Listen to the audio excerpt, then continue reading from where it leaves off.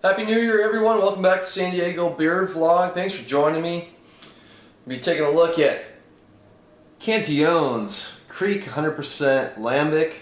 Figure let's start off 2013 with a hopefully great beer. And I wanted this to be my first beer of the year, and let's get it poured out. So it pours out very clear, ton of carbonation. This is a 2011 vintage, so it's from last April, so it's got a year and a half on it. Very clear. There's some orange in there. You definitely get some red tinges notes. The head is it's slightly red tinge, kind of bright white. Hopefully the camera picks that up. Let's get the nose. Oh man, it smells awesome. Because they use whole cherries in this beer, when it produces secondary fermentation, the yeast and the bacteria eat all the cherry flesh away, and you're left with the pit. And the pit just gives off this nice vanilla nuttiness that you get on the aroma. A lot of cherry. There's some nice funkiness to it. You have that prototypical Cantillon funk character, which is very much a barnyard horse blanket funk. But mostly get this sweet almond vanilla note on the nose. It smells awesome. Let's dig in. Cheers.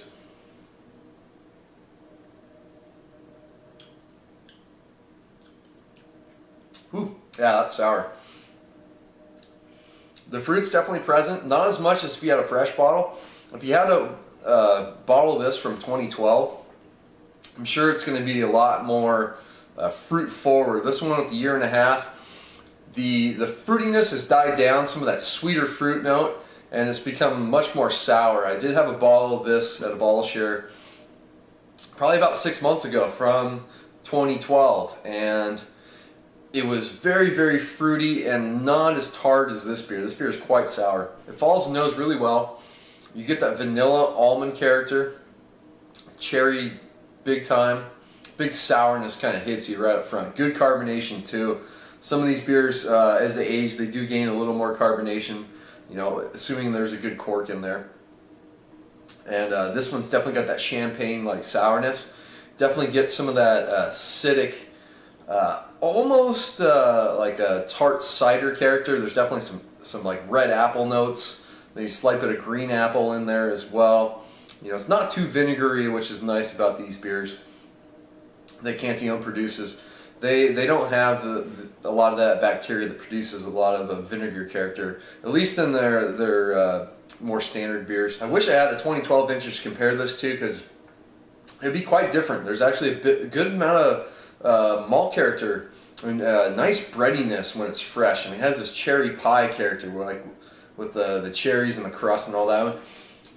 This vintage, the 2011, it certainly has a little bit of breadiness to it and a little bit of crust character, but it's much more buried underneath the tartness, the sourness, and the funkiness, because the back end of this beer is just all that nice Cantillon funk.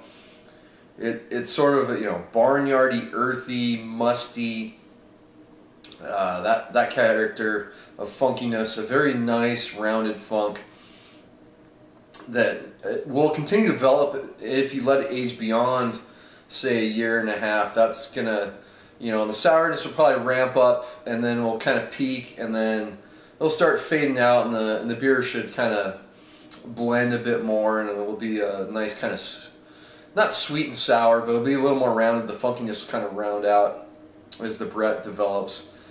So this is it's a fantastic beer.